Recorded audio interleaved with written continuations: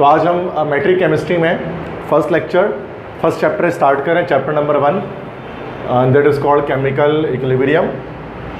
जैसे कि आप जानते हैं कि नोट्स वगैरह तो प्रोवाइड होते नहीं है, मतलब केमिस्ट्री के ख़ास तौर पे 9 में भी नहीं मिले थे, तो जो करना है आपको कॉपी से ही करना है। तो मैंने सारे, आपको पता है 9 में भी 8 के 8 चैप्टर मैंने लिखवा दिए थे आपको पूरे, तो मैट्रिक में भी लिखवा दूंगा। इतना कोई मुश्किल होता भी नहीं है, हो जाता है आराम से। उसको पूरा साल हमारे पास होता है तो लिख ही सकते हैं, ऐसा तो नहीं कि 2 महीने सिर्फ है उसमें करना।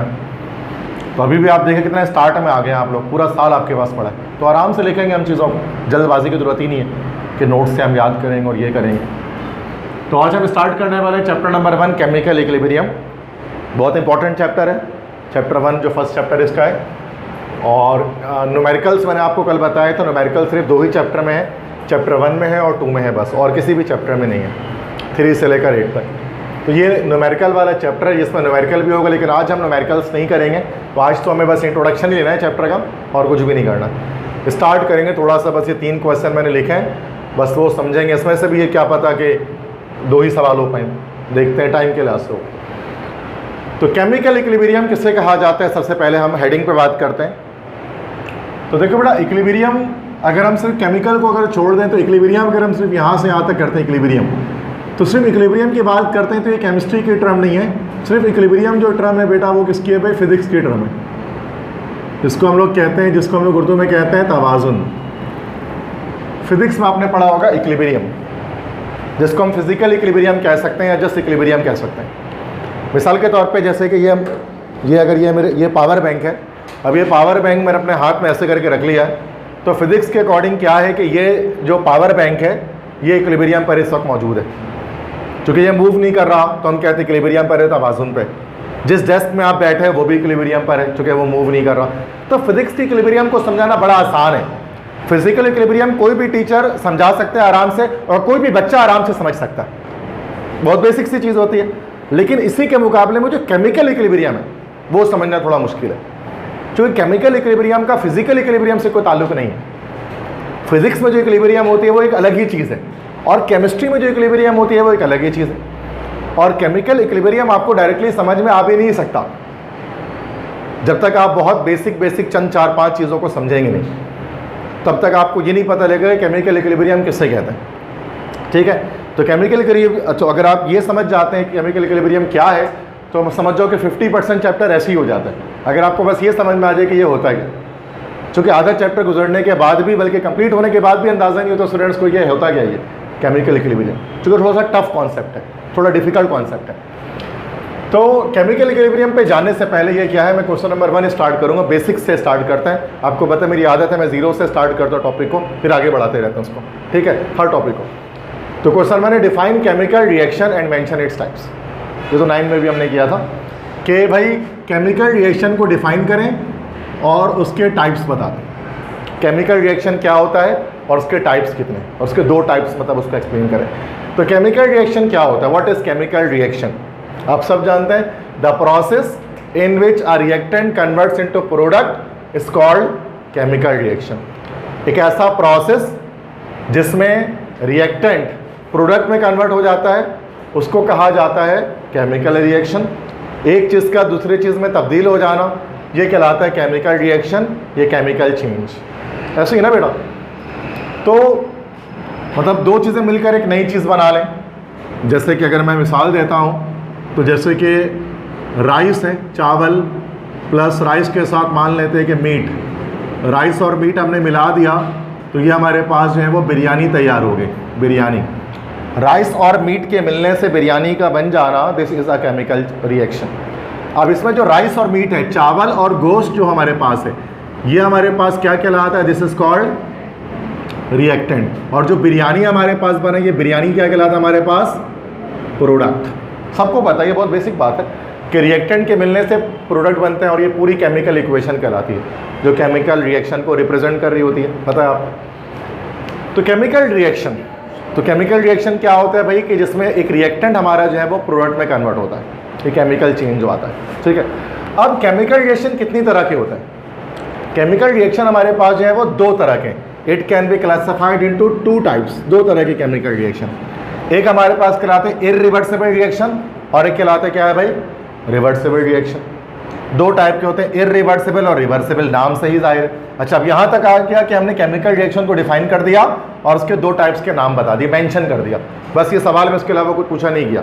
अब सेकंड क्वेश्चन है, define irreversible reaction and reversible reaction with example. आप रिवर्सिबल और इररिवर्सिबल रिएक्शन को एग्जाम्पल से डिफाइन करें। अब जाहिर सी बात, देखो तरीका क्या निकल रहा है, मैं कॉन्सेप्चुअली आपको पता है question answer topic by topic लिखा रहा हूँ, तो कनेक्ट करके बातों को, मैं बुक नहीं उठाता और ना ही मैं बुक के एक्सरसाइजेस को देखकर सॉल्व कराता हूँ। और आपको पता उसका फायदा भी नहीं होता, 9 के बोर्ड एग्जाम आपने दे दिया, आपको पता लग गया कोई फायदा नहीं एक्सरसाइज के क्वेश्चन का, कुछ भी नहीं आया उसमें, ठीक है। बिला वजह हम लोग एक्सरसाइज के क्वेश्चन करता, कॉन्सेप्चुअल पढ़े तो उसका कुछ फायदा निकला। तो ये भी कॉन्सेप्चुअल पढ़ा रहा, आप कह सकते हैं कि सर बुक में तो ये क्वेश्चन नहीं लिखा हुआ ऐसा, डिफाइन दिस एंड दिस, लेकिन बोर्ड एग्जाम में कुछ भी आ सकता है। ये आपने 9 क्लास का पेपर दिया केमिस्ट्री का, आपको अंदाज़ा हो चुका है, कुछ भी आ सकता है, ठीक है। आपको पूरा कॉन्सेप्चुअली पढ़ना पड़ेगा हर एक चीज़ को। तो define irreversible reaction and reversible reaction with example, ठीक है।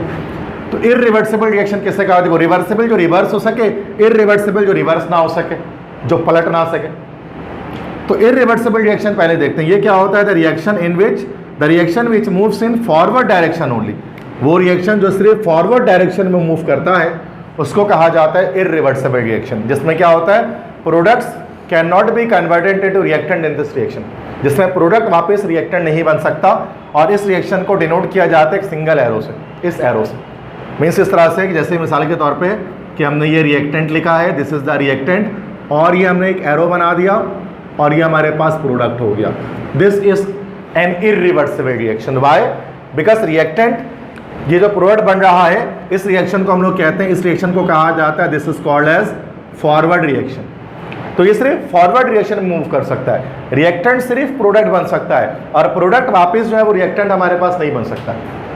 और ज़्यादातर रिएक्शन जो हमारे पास होते हैं ना नेचर में, वो 99% रिएक्शन हमारे पास क्या होते हैं, इररिवर्सिबल रिएक्शन होते हैं, जो रिवर्स नहीं हो पाते हैं। मिसाल के तौर पे जैसे चावल और गोश्त को मिलाकर आपने बिरयानी बना दी, या चावल है, चावल को पका के आपने उससे बिरयानी बना दी, क्या बिरयानी से आप वापस चावल हासिल कर सकते हैं, नहीं कर सकते हैं, तो इररिवर्सिबल है। लकड़ी जलकर कोयला बन गया, क्या कोयले से वापस लकड़ी हासिल किया जा सकता है, नहीं। लोहे में जंग लग गया, क्या जंग से वापस लोहा हासिल हो सकता है, नहीं। ये सब का सब इररिवर्सिबल रिएक्शन कहलाता है, which can not be reverse, जो रिवर्स नहीं हो सकता। बात समझ में आ गई। इसको एक सिंगल एरो इस तरह से, इस एरो से शो करते हैं, जो सिर्फ फॉरवर्ड रिएक्शन को शो कर रहा होता है। क्लियर है, बहुत आसान सी बात है। अब एग्जाम्पल में मैंने क्या लिखा है, for example combustion of coal. अब कंबस्शन आपको पता है किससे कहा जाता है, कंबस्शन का मतलब होता है जलने का अमल, जलने का अमल है ना, बर्निंग प्रोसीजर। जब कोई चीज़ जल रही होती है तो उसको हम लोग कहते हैं कंबस्शन, है ना, पता है आपको। बर्निंग, कोल से मुराद क्या, ये भी आप जानते हैं, कोल से मुराद हमारे पास होता है कोयला, कोयले का जलना। तो कोयले के जलने का जो अमल होता है बेटा, दिस इज इररिवर्सिबल। जैसे कोयला क्या होता है, कार्बन होता है ना, ये कार्बन हमारे पास है, सी, ये कोयला है, और ये ऑक्सीजन हमारे पास क्या है, हवा है। अब कोयले में जब हवा लगती है तो कोयला जलना शुरू हो जाता है, जब वो जलता है तो कार्बन डाइऑक्साइड गैस बनना शुरू हो जाती है उसके अंदर से, तो सारा कोयला जो है वो कार्बन डाइऑक्साइड गैस में कन्वर्ट हो जाता है ना, कम होने लगता है इस ऐसा करके। तो वापस क्या आप कार्बन डाइऑक्साइड गैस से कोयला आप हासिल कर सकते हैं, कभी नहीं कर सकते हैं। तो ये एक हमारा इररिवर्सिबल प्रोसेस है, जो रिवर्स नहीं हो सकता, जो वापस नहीं आ सकता। लकड़ी जलकर कोयला बन के कोयले से वापस लकड़ी हासिल नहीं की जा सकती। बात समझ में आ गई। तो ये रिएक्शन सिर्फ और सिर्फ किस डायरेक्शन में मूव कर रहा है, फॉरवर्ड डायरेक्शन में मूव कर रहा है। आप इसी का उलट क्या है, रिवर्सिबल रिएक्शन। रिवर्सिबल नाम से ही जाहिर होता है, जो रिवर्स हो जाए, जो वापस पलट आए, जिसमें फॉरवर्ड के साथ बैकवर्ड रिएक्शन भी हो रहा हो। तो the reaction which moves in forward and backward direction is called reversible reaction. जो फॉरवर्ड भी मूव करेगा, बैकवर्ड भी मूव करेगा, जो फॉरवर्ड भी मूव करेगा और बैकवर्ड भी मूव करेगा, इस रिएक्शन को हम लोग रिवर्सिबल रिएक्शन कह सकते हैं। जो आगे भी जाएगा पीछे भी आएगा।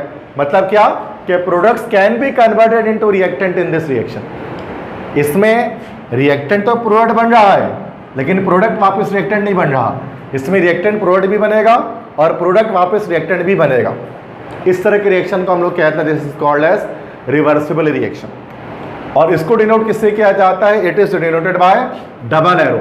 इसको डबल एरो से शो करते हैं, इस तरह से हम एरो बनाते हैं। अब ये डबल एरो क्या शो करता है, एक एरो फॉरवर्ड रिएक्शन को शो करता है और एक हमारा जो है वो बैकवर्ड रिएक्शन को शो करता है। जबकि यहाँ सिर्फ फॉरवर्ड रिएक्शन को सिंगल एरो शो कर रहा है, फॉरवर्ड बैकवर्ड दोनों हो सकता है। अच्छा, और chemical equilibrium is observed in reversible reaction. तो असल में ये जो हमने जो चैप्टर आज स्टार्ट किया ना केमिकल इक्विलिब्रियम, अभी तक मैंने नहीं बताया केमिकल इक्विलिब्रियम क्या होता है, ऐसी कोई बात ही नहीं की मैंने अब तक क्लास में, ठीक है। एक चीज़ अभी समझ में आई कि केमिकल इक्विलिब्रियम एक ऐसा प्रोसेस है जो सिर्फ और सिर्फ आपको किस में मिलता है भाई, रिवर्सिबल रिएक्शंस के अंदर। केमिकल रिएक्शन दो तरह के हैं, रिवर्सिबल भी है, इरिवर्सिबल भी है, लेकिन जो केमिकल इक्विलिब्रियम आपको ऑब्जर्व होगा वो रिवर्सिबल में होगा। इरिवर्सिबल में हम देखो हमने कहीं पर भी केमिकल इक्विलिब्रियम की बात नहीं की है यहाँ पर, लेकिन यहाँ हम लिख रहे हैं chemical equilibrium is observed in reversible reaction. क्या होता है वो बात की बात है, लेकिन केमिकल इक्विलिब्रियम का जो फिनोमिना है वो अप्लाई होता है सिर्फ और सिर्फ रिवर्सिबल रिएक्शंस में, इसलिए पूरा चैप्टर भरा पड़ा है रिवर्सिबल रिएक्शंस। डबल एरो आपको बहुत दिखा देगा घर जाकर जब आप वो दिखेंगे, सिंगल एरो आपको नहीं दिखाई देगा, सिर्फ डबल एरो बना होगा हर जगह पर, क्योंकि ये चैप्टर पूरा का पूरा रिवर्सिबल रिएक्शन के ऊपर है जो रिवर्स हो सकता है, ठीक है। अब इसकी मिसाल देखिए क्या है। अच्छा, ये थोड़ा सा कंफ्यूजिंग बात मैं यहाँ पर करूँगा, अभी तक बातें आसानी कर रहा था मैं, चूँकि बेटा अब इसकी जो एग्जाम्पल है ना, अक्सर स्टूडेंट्स गलत लिख देते हैं पेपर में, अक्सर होता क्या है, बच्चे इसके एग्जाम्पल क्या लिख देते हैं, बच्चे इसके एग्जाम्पल लिख देते हैं melting of ice, melting of ice, बर्फ का पिघलना। वो कहते हैं कि भाई ये हमारा जो है वो रिवर्सिबल रिएक्शन है। क्यों भाई कहते हैं सर बर्फ जो है वो पानी बन सकता है, अब पानी दोबारा जम के बर्फ भी बन सकता है, तो ये रिवर्सिबल हो गया। बिल्कुल सही कह रहे हैं, रिवर्सिबल प्रोसेस है ये, लेकिन एक रिवर्सिबल केमिकल रिएक्शन नहीं है, ये एक रिवर्सिबल फिजिकल चेंज है। मैं आपको समझाता हूँ कैसे, ठीक है। देखो बेटा, अगर आप थोड़ा समझो कि 9th क्लास में वापस आते हैं, 9th क्लास की पहली क्लास जो हमने पढ़ी थी, जो आप बच्चे जो फर्स्ट क्लास में थे 9th क्लास में, तो मैंने वहाँ केमिस्ट्री की डेफिनेशन आपको बताई थी और बताया था chemistry is a branch of science that deals with the study of structure, properties and composition of matter, and it also deals with the chemical changes involve in matter, है ना भाई।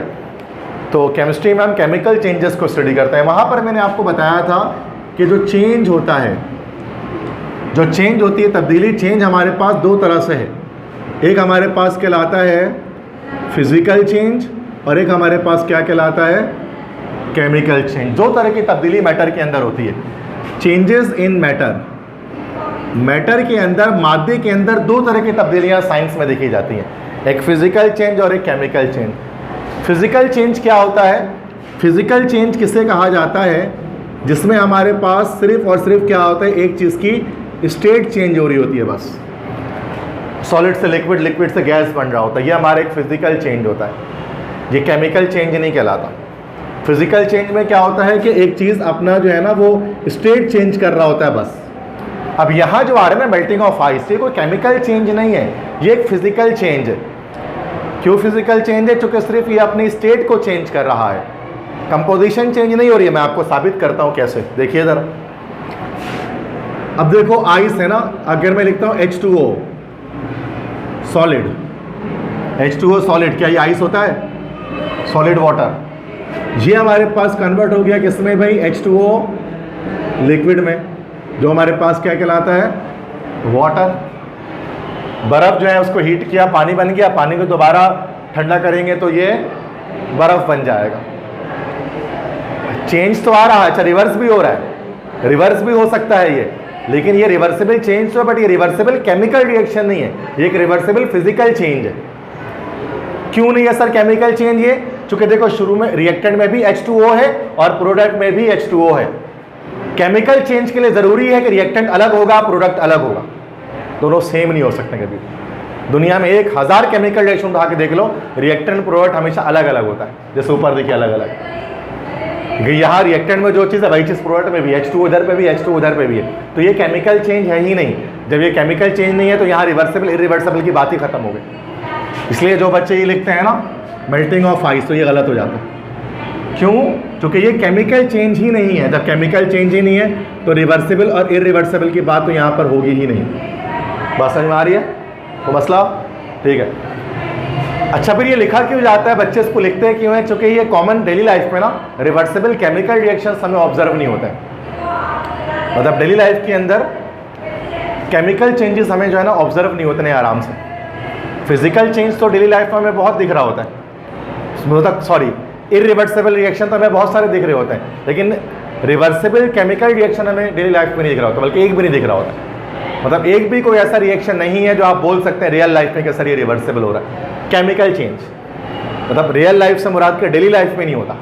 ये सारा का सारा जो रिवर्सिबल रिएक्शन है ये इंडस्ट्रियल लेवल पर होता है या लेबोरेटरी में होता है। तो इसलिए मैं कोई एक घर की एग्जाम्पल आपको नहीं दे सकता कि देखो बेटा घर पे यहाँ हो रहा है। मेल्टिंग ऑफ आइस देते हैं टीचर, लेकिन गलत है, क्योंकि केमिकल चेंज है ही नहीं है।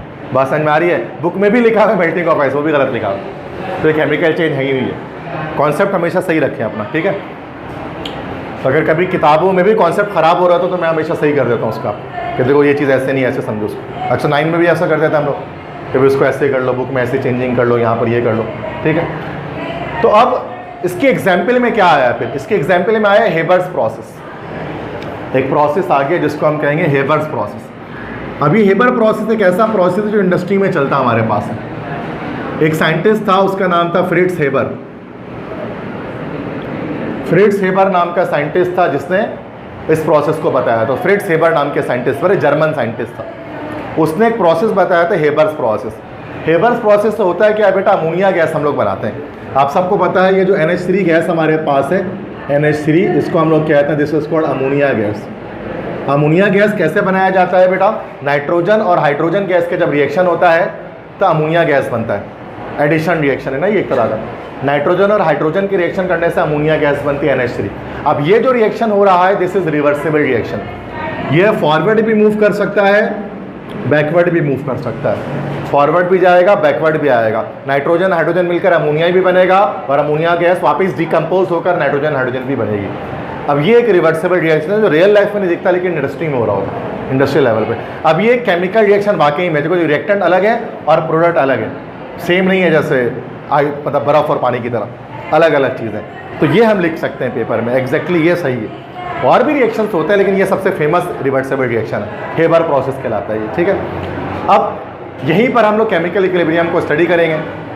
अभी फ़िलहाल तो केमिकल इक्विलिब्रियम स्टार्ट नहीं कर रहा मैं। तो अभी क्वेश्चन 2 में मैंने क्या बताया आपको? तो क्वेश्चन 2 में मैंने बताया आपको कि केमिकल रिएक्शन हमारे पास दो तरह से, एक रिवर्सिबल एक इरिवर्सिबल। इरिवर्सिबल रिएक्शन जिसमें रिएक्टेंट प्रोडक्ट बनेगा लेकिन प्रोडक्ट वापस रिएक्टेंट नहीं बन सकता। रिवर्सिबल रिएक्शन वो जिसमें रिएक्टेंट प्रोडक्ट बनेगा और प्रोडक्ट वापस रिएक्टेंट भी बन सकता है। इसकी सबसे मशहूर एग्जाम्पल हेबर प्रोसेस है जिसमें नाइट्रोजन और हाइड्रोजन गैस की रिएक्शन से अमोनिया गैस को सिंथेसाइज कर रहे होते हैं। बस समझ में आ गई सबको? यहाँ तक क्वेश्चन 2 समझ में आया सबको? तो ये एग्जाम्पल के साथ हमारे पास हो। अब क्वेश्चन 3 हमारे पास है, differentiate between forward reaction and backward reaction. अभी भी केमिकल इक्विलिब्रियम में नहीं बता रहा आपको, फॉरवर्ड और बैकवर्ड रिएक्शन में क्या एक डिफरेंस है ये हम देख रहे हैं। तो चूंकि हमें पता है कि यहाँ पर इरिवर्सिबल रिएक्शन में हमने क्या देखा कि इसके अंदर सिर्फ और सिर्फ हमारे पास कैसा रिएक्शन होगा, फॉरवर्ड। और रिवर्सिबल में क्या होगा, हमारे पास फॉरवर्ड भी होगा और बैकवर्ड भी होगा। अब क्या डिफरेंस है ये अलग से सवाल 3 नंबर का डिफरेंस का आ सकता है, 3 नंबर का शॉर्ट, तो वो हम उसको डिफरेंस मैंने 3-3 पॉइंट लिख दिए दोनों के, ठीक है। अच्छा लेकिन एक चीज़ याद रखिएगा बेटा, बुक के अंदर बैकवर्ड रिएक्शन नहीं लिखा हुआ है। जब आप घर पर जाकर बुक देखेंगे तो वहाँ बैकवर्ड रिएक्शन के बजाय लिखा हुआ है रिवर्स रिएक्शन।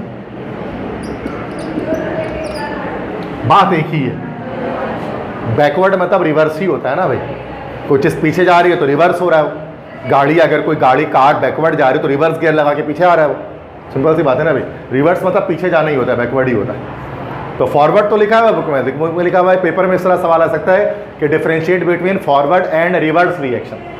लेकिन मुझे जो है ना वो ये 2 वर्ड ज़्यादा अच्छे लगते हैं, फॉरवर्ड बैकवर्ड, दोनों में वर्ड आ जा रहा है ना, तो थोड़ा सा अच्छा लग रहा है कॉम्बिनेशन। लेकिन फॉरवर्ड और रिवर्स का ना कॉम्बिनेशन अच्छा नहीं लग रहा। फॉरवर्ड के साथ बैकवर्ड की जोड़ी अच्छी लगती है ना, रिवर्स की जोड़ी जम नहीं रही उसके साथ थोड़ी। बट इसलिए मेरी आदत है कि मैं फॉरवर्ड बैकवर्ड बोल रहा हूँ, मैं फॉरवर्ड रिवर्स नहीं बोलता। बात तो वही है, क्लियर है? तो ये छोटी छोटी बातों में परेशान नहीं होना है, ठीक है। आपको पता है पेपर में ऐसा नहीं कि रिवर्स लिख कर आ गया आप परेशान हो गए। ऐसा 9th क्लास में भी ऐसा हुआ था कि हमने अलग अंदाज से लिखा था, अलग अंदाज से चीज़ें लिखी हुई आई थी सवाल के अंदर, लेकिन पढ़ा हुआ वो सब था। फिर मैंने बताया भी था क्लास में कि इसको ये वर्ड भी बोल सकते हैं, इसको ये वर्ड भी बोल सकते हैं। अब जिसको जहन में था वो सब उसने सवाल कर लिया। अलग अलग तरह से सवाल आ सकते हैं ना भाई, तो ये पता होना चाहिए आपको, ठीक है। तो डिफरेंस करने के फॉरवर्ड और बैकवर्ड रिएक्शन में क्या डिफरेंस है, तो 3 पॉइंट्स बना दिए। सबसे पहला क्या है भाई point, reactant convert into product. Forward reaction क्या होता है, जिसमें रिएक्टेंट प्रोडक्ट में कन्वर्ट होता है, जैसे ये हमारा फॉरवर्ड प्रोसेस है। और बैकवर्ड में क्या होता है, प्रोडक्ट वापस कन्वर्ट हो जाता है रिएक्टेंट में। इरिवर्सिबल रिएक्शन में सिर्फ फॉरवर्ड रिएक्शन चल रहा होता है जिसमें रिएक्टेंट प्रोडक्ट बनता है, और रिवर्सिबल में दोनों चल रहा होता है जिसमें रिएक्टेंट प्रोडक्ट भी बनता है और प्रोडक्ट रिएक्टेंट भी बनता है। बात समझ में आ गई? पहला पॉइंट बहुत क्लियर है, क्रिस्टल क्लियर हो गया बिल्कुल। दूसरा पॉइंट, अच्छा स्पीड भी होती है ना, अच्छा जब कोई रिएक्शन चल रहा होता है ना, रिएक्शन की कुछ स्पीड होती है, हर रिएक्शन की स्पीड होती है, कुछ रिएक्शन फास्ट होते हैं, कुछ रिएक्शन स्लो होते हैं। मिसाल के तौर पे मैं घर की मिसाल ले लेता हूँ कि एक आपको अंडा फ्राई करना है, अंडा फ्राई करना है, एग फ्राई करना है। एक चूल्हे पे आप एग फ्राई कर रहे हैं और एक चूल्हे पे आप पाया बना रहे हैं, गाय का जो पाया होता है वो बना रहे हैं। तो अंडा जल्दी फ्राई हो जाएगा, पाया देर से बनेगा। दोनों में प्रोसेस कुकिंग का ही हो रहा है, एक रिएक्शन लेकिन फास्ट हो रहा है, एक स्लो हो रहा है। अंडा जल्दी तला जाता है लेकिन पाए को जो है वो तैयार होने में 4-5 घंटे लग जाते हैं, देखा होगा आपने। तो इस तरह से हर एक जो रिएक्शन होता है ना बेटा अलग अलग स्पीड से होता है, कुछ रिएक्शन स्लो होते हैं, कुछ फास्ट होते हैं। और केमिस्ट्री के अंदर उस रिएक्शन की स्पीड को नापा भी जा सकता है, we can measure that reaction, the speed of that reaction. उसके लिए पूरी एक ब्रांच होती है केमिस्ट्री की, मैट्रिक में तो नहीं है लेकिन फर्स्ट ईयर में आप लोग पढ़ोगे क्लास 11 में, केमिकल काइनेटिक्स के नाम से एक ब्रांच होती है। तो केमिकल काइनेटिक्स में हम लोग स्टडी करते हैं कि किस तरह से रेट ऑफ रिएक्शन को या स्पीड ऑफ रिएक्शन को हम लोग मेजर करते हैं, उसको कैलकुलेट करते हैं, ठीक है। तो फॉरवर्ड रिएक्शन जो हो रहा होता है, बैकवर्ड रिएक्शन जो हो रहा होता है बेटा, उसकी अपनी एक स्पीड होती है ना, उसकी स्पीड होती है। अब फॉरवर्ड रिएक्शन की स्पीड को किससे डिनोट किया जाता है, याद रखिएगा, आर एफ से डिनोट किया जाता है। एफ जो है वो सबस्क्रिप्ट में, आर एफ, आर मतलब हो गया रेट, क्योंकि स्पीड को ही हम लोग क्या कह सकते हैं, रेट कह सकते हैं। तो फॉरवर्ड रिएक्शन की जो स्पीड होती है उसको आर एफ से शो करता है, मतलब स्पीड ऑफ फॉरवर्ड रिएक्शन या रेट ऑफ फॉरवर्ड रिएक्शन, ठीक है। और जो बैकवर्ड रिएक्शन की स्पीड होती है उसको हम लोग किससे शो कर देंगे भाई, आर बी से, मतलब रेट ऑफ बैकवर्ड रिएक्शन। तो जो एफ और बी लिखा है मैंने ये सबस्क्रिप्ट में, सबस्क्रिप्ट समझ में आता है ना भाई, सबस्क्रिप्ट में लिखा हुआ है, नीचे छोटा सा लिखा हुआ है एफ और बी। अच्छा लेकिन बुक में क्या है, क्योंकि वो उसको रिवर्स रिएक्शन कह रहे हैं तो वो आर बी के बजाय आर आर लिख रहे हैं, बुक में आर आर लिखा हुआ है, मतलब रेट ऑफ रिवर्स रिएक्शन। तो बात वही होगी रेट ऑफ बैकवर्ड रिएक्शन। तो परेशानी की बात नहीं है, both are same things. Clear, बात समझ में आ गई? बात यहाँ पर हमारी चल रही थी कि डिफरेंशिएट के हवाले से, तो फॉरवर्ड और बैकवर्ड रिएक्शन के बीच डिफरेंस मैं आपको बता रहा था। तो ये फर्स्ट पॉइंट तो हमने ये देखा कि इसमें फॉरवर्ड रिएक्शन क्या होता है, जिसमें रिएक्टेंट प्रोडक्ट बनता है, और बैकवर्ड रिएक्शन में प्रोडक्ट रिएक्टेंट बनता है, ठीक है। और सेकंड पॉइंट क्या है कि फॉरवर्ड रिएक्शन की स्पीड को आर एफ से शो किया जाता है और बैकवर्ड रिएक्शन की स्पीड को आर बी से या आर आर से शो किया जाता है, क्योंकि उसको रिवर्स रिएक्शन भी कहा जाता है। और थर्ड और लास्ट पॉइंट क्या है कि फॉरवर्ड रिएक्शन में क्या है, its speed slows down gradually, और बैकवर्ड में क्या है, इट्स स्पीड इंक्रीजेस ग्रेजुअली। अब देखो ये जो फॉरवर्ड बैकवर्ड रिएक्शन, ये दोनों रिएक्शन जो हमारे पास होते हैं ना, ये फॉरवर्ड रिएक्शन और बैकवर्ड रिएक्शन, ये हमारे पास साइमल्टेनियस रिएक्शंस होते हैं। साइमल्टेनियस रिएक्शंस का क्या मतलब होता है, जो एक साथ चल रहे होते हैं। अब एक कॉन्सेप्ट हमें क्लियर करना ज़रूरी है कि जब एक रिएक्शन हमारे पास, जैसे अब स्टूडेंट्स को क्या लगता है फॉरवर्ड बैकवर्ड किस तरह से होता है कि पहले ये रिएक्टेंट पूरा का पूरा हमारा प्रोडक्ट बन जाएगा, फिर प्रोडक्ट जो है वो पूरा का पूरा रिएक्टेंट बनेगा। एक स्टूडेंट को कॉमनली यही लग रहा होता है कि ऐसा होता होगा कि पहले रिएक्टेंट प्रोडक्ट बन जाएगा, फिर प्रोडक्ट रिएक्टेंट बन जाएगा, फिर रिएक्टेंट प्रोडक्ट बन जाएगा, फिर प्रोडक्ट रिएक्टेंट बन जाएगा। ऐसा नहीं होता। जैसे ही रिएक्शन स्टार्ट होता है, जैसे ही रिवर्सिबल रिएक्शन स्टार्ट होता है, वैसे ही क्या होता है, फॉरवर्ड और बैकवर्ड दोनों रिएक्शन स्टार्ट हो जाते हैं बैक वक्त एक साथ। मतलब जैसे रिएक्शन स्टार्ट होता है, ऐसा नहीं कि पूरा पहले फॉरवर्ड कंप्लीट हो जाएगा तो बैकवर्ड स्टार्ट होगा, ऐसा नहीं है, बल्कि साइमल्टेनियस है, दोनों एक साथ स्टार्ट होते हैं, दोनों की स्पीड अलग अलग होती है। शुरू में क्या होता है, फॉरवर्ड रिएक्शन की स्पीड, मतलब रिएक्टेंट के प्रोडक्ट बनने की स्पीड बहुत फास्ट होती है, और वक्त गुजरने के साथ साथ क्या होता है, ये स्पीड क्या होती है, स्लो होती रहती है। और इसी के अपोजिट में क्या होता है, बैकवर्ड रिएक्शन की स्पीड शुरू में कैसी होती है, स्लो होती है, और वक्त गुजरने के साथ साथ क्या होता है, ग्रेजुअली इसकी स्पीड इंक्रीज होती रहती है, इसकी स्पीड बढ़ती रहती है। बात समझ में आ गई? मतलब क्या होता है कि एक रिवर्सिबल रिएक्शन में फॉरवर्ड बैकवर्ड दोनों रिएक्शन बेक वक्त चल रहा होता है एक साथ, लेकिन होता है क्या, दोनों की स्पीड अलग होती है। शुरू में दोनों की स्पीड अलग होती है। फॉरवर्ड की स्पीड बहुत फास्ट होती है, बैकवर्ड की बहुत स्लो होती है। वक्त गुजरने के साथ साथ फॉरवर्ड स्लो होना शुरू हो जाता है, बैकवर्ड फास्ट होना शुरू हो जाता है। और एक ऐसा पॉइंट आता है और एक ऐसा वक्त आता है जब फॉरवर्ड रिएक्शन की स्पीड जो है वो बैकवर्ड रिएक्शन की स्पीड के बराबर हो जाती है। जब RF और RB दोनों बराबर हो जाता है, जब the rate of forward reaction becomes equal to the rate of backward reaction, मतलब जिस स्पीड से रिएक्टेंट प्रोडक्ट बन रहा होता है उसी स्पीड से प्रोडक्ट रिएक्टेंट बनना स्टार्ट हो जाता है। और जब ये दोनों रेट्स सेम हो जाते हैं, बराबर हो जाते हैं कि रिवर्सिबल रिएक्शन के अंदर, उसी पॉइंट को या उसी स्टेट को कहा जाता है केमिकल इक्विलिब्रियम। उसी को ये हेडिंग जो लिखी हुई है। तो फाइनली 1 घंटे बाद हमें समझ में आया केमिकल इक्विलिब्रियम क्या होता है। क्या होता है? किसी भी रिवर्सिबल रिएक्शन में, किसी भी रिवर्सिबल रिएक्शन में जब फॉरवर्ड रिएक्शन और बैकवर्ड रिएक्शन की स्पीड बराबर हो जाती है, सेम हो जाती है, सिमिलर हो जाती है, उस पॉइंट को कहा जाता है केमिकल इक्विलिब्रियम। और जितने भी रिवर्सिबल रिएक्शन होते हैं वो लाजमी केमिकल इक्विलिब्रियम को अचीव करते हैं, यहाँ तक पहुँचते हैं। और इरिवर्सिबल रिएक्शन चूंकि इसके अंदर फॉरवर्ड बैकवर्ड के, तो यहाँ तो सिर्फ फॉरवर्ड है ना, बैकवर्ड तो है ही नहीं, तो यहाँ केमिकल इक्विलिब्रियम की कोई कहानी नहीं हो सकती। क्योंकि केमिकल इक्विलिब्रियम सिर्फ उसी वक्त होगा जब rate of forward reaction becomes equal to the rate of backward reaction. और ये सिर्फ उसी सूरत में हो सकता है जब रिएक्शन हमारा रिवर्सिबल हो। तो हर रिवर्सिबल रिएक्शन कुछ एक खास टाइम के बाद, रिएक्शन शुरू में स्टार्ट होता है, उसके बाद 5, 10, 15, 20 मिनट गुजरने के बाद क्या होता है, वो केमिकल इक्विलिब्रियम को अटेन कर लेता है, अचीव कर लेता है। ठीक है, तो उसको केमिकल इक्विलिब्रियम कहा जाता है। तो उस पॉइंट को जब फॉरवर्ड और बैकवर्ड रिएक्शन की जो स्पीड है, जो रेट है, वो कैसी है भाई? बराबर है। बात समझ में आ रही है? तो वो अगला जो सवाल हम करेंगे, नेक्स्ट क्वेश्चन जो हम करेंगे, वो केमिकल इक्विलिब्रियम के ऊपर ही होगा कि केमिकल इक्विलिब्रियम क्या है, उसको एक्सप्लेन किया जाएगा एग्जाम्पल की मदद से। तो वो चीज़ें फिर उसकी मैथमेटिक्स वगैरह ये सारी चीज़ें उसके स्टार्ट होंगी। तो बेसिक चीज़ है ना, इसके अंदर समझना सबसे ज़्यादा ज़रूरी है। केमिकल इक्विलिब्रियम एक फुल्ली कॉन्सेप्चुअल चैप्टर है जिसको आप रट्टा नहीं लगा सकते जब तक आपको समझ में नहीं आई है कि हो क्या रहा है इसके अंदर। और इसमें बहुत तरह से घुमाया जा सकता है, इसमें पेपर में सवाल हर तरह से घुमा सकते हैं, कॉन्सेप्चुअल इसको बना सकते हैं, क्योंकि ये पूरा का पूरा कॉन्सेप्चुअल टॉपिक है जिसको याद नहीं किया जा सकता, समझा जा सकता है। ठीक है, तो let me repeat all the things which we have discussed, then we will end up this class for today. So we discussed like what is a chemical reaction. So chemical reaction is a process in which reactants are converted into product, and there are two types of chemical reactions.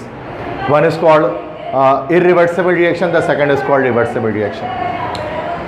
What is irreversible reaction? The reaction in which reactants can be converted into product, but product cannot be converted into reactant. It means the reaction can move in forward direction, but it cannot move in backward direction. That reaction is called irreversible reaction, which cannot be returned.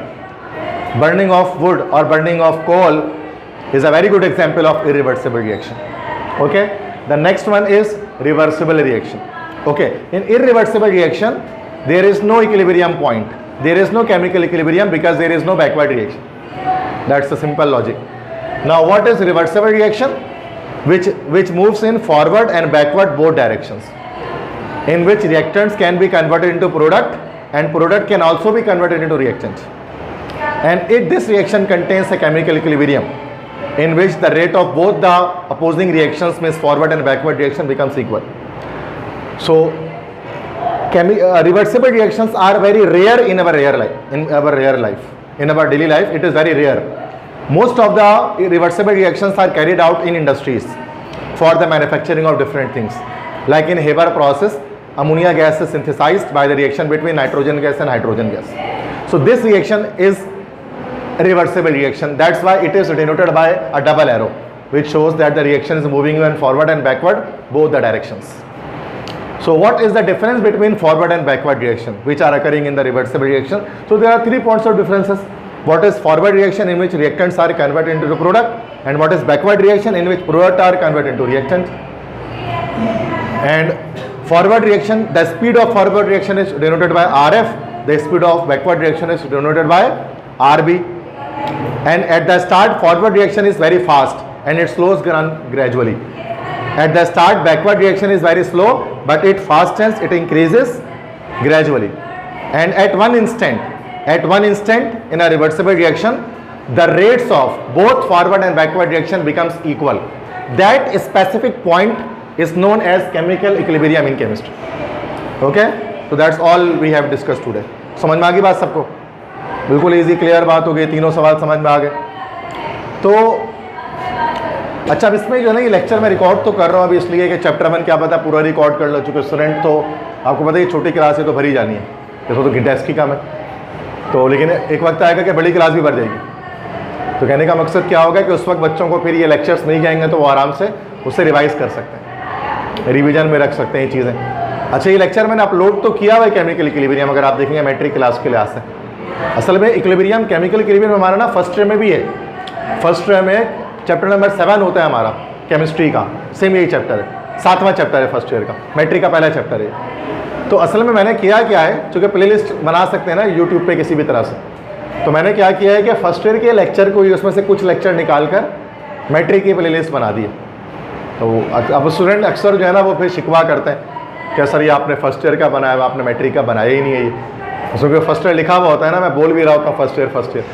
तो बच्चों को लगता है ये first year के lecture, concept हमेशा same रहता है, चाहे आप 9 में पढ़ो, मैट्रिक में पढ़ो, इंटर में पढ़ो, मास्टर्स में पढ़ो, PhD में पढ़ो. सोडियम का सिंबल Na है, ऐसा नहीं कि PhD में जाने के बाद SO हो जाएगा, Na ही रहेगा ना भाई. नहीं हम PhD में आ गए अब सिंबल चेंज हो गया, ये कौन सा लॉजिक है भाई? सिंपल से लॉजिक है ना कि हाइपोटेनस का स्क्वायर बराबर होता है बेस का स्क्वायर प्लस परपेंडिकुलर का स्क्वायर के, पाइथागोरस थ्योरम. अब ये PhD लेवल में जाने के बाद उलट नहीं हो जाएगा, ये पाइथागोरस थ्योरम यही रहेगा.